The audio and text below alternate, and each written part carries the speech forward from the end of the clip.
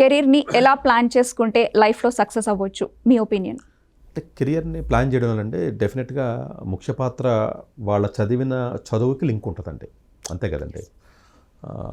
కెరియర్ని ప్లాన్ చేసుకోవడంలో రెండు పార్ట్స్ అండి. ఒకటి మన చదవడంలో ఎలాంటి కోర్సు చదివితే బాగుంటుంది, ఎట్లాంటి కాలేజీలో చదివితే బాగుంటుంది అన్నది ఒక పార్ట్. చదువు అయిన తర్వాత అప్పుడు సరే మనం ఎలాంటి ఉద్యోగాలు చేసుకుంటే బెటరు, లేకపోతే ఎట్లాంటి ప్లేసెస్లోకి వెళ్ళి ఎలాగ మనం అప్లై చేసుకుని ఎలా ఉద్యోగాలు చేస్తే బెటర్ అనేది సెకండ్ పార్ట్, అంతే కదా. రెండు కలిస్తేనే కదండి. జనరల్గా వీలున్నంత వరకు అంటే కాలేజీ రోజుల్లో చదివే రోజుల్లోనే, అంటే స్కూల్లో అనుకోండి లేకపోతే కాలేజ్ అనుకోండి, చదివే రోజుల్లోనే మార్కెట్లో కొంచెం డిమాండ్ ఉన్న కోర్సు, సప్లై తక్కువ ఉన్న కోర్సు అనుకోండి, డిమాండ్ ఎక్కువ ఉండదు అనుకోండి, వాట్ ఎవర్ ఇట్ ఈస్, అట్లాంటికి సంబంధించినటువంటి కోర్సెస్ స్కిల్ నేర్చుకునే విధంగా ఉన్నటువంటి కాలేజీల్లో మళ్ళీ అంటే కోర్సు స్కిల్ని ఇవ్వాలి.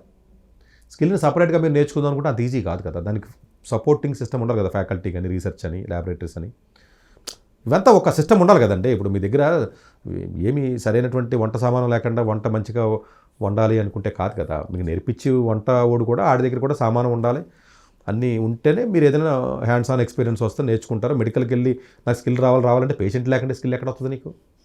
సో అప్పుడు ఏంటి, మెడికల్ జాయిన్ అయ్యేటప్పుడు నీకు స్కిల్ వచ్చే అవకాశం ఉన్నటువంటి మెడికల్ హాస్పిటల్స్లో జాయిన్ అవ్వాలి. వెళ్ళి మెడికల్ కోర్సు మంచిదా కాదా అన్నది పాయింట్ కాదు ఇక్కడ.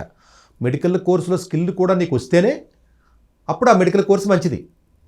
నీకు ఆ స్కిల్ నేర్చుకునే అవకాశం అన్ని మెడికల్ కాలేజీలో ఎందుకు ఉంటుంది? పేషెంట్సే ఉన్న మెడికల్ కాలేజీలు చాలా ఉన్నాయి రెండు రాష్ట్రాల్లో. మనకి దగ్గర ఒక్కొక్క రాష్ట్రంలో మనం దగ్గర 40 ఎన్నో కాలేజీలు ఉంటాయండి మెడికల్ కాలేజీలు. ఈ ప్రైవేట్ కాలేజ్ సంవత్సరం పెంచుకుంటూ పోతున్నారు కదా. అన్ని మెడికల్ కాలేజీలో పేషెంట్స్ కానీ సరైనటువంటి ఫ్యాకల్టీ లేరు అనుకోండి, మీకు స్కిల్ ఎలా వస్తుంది?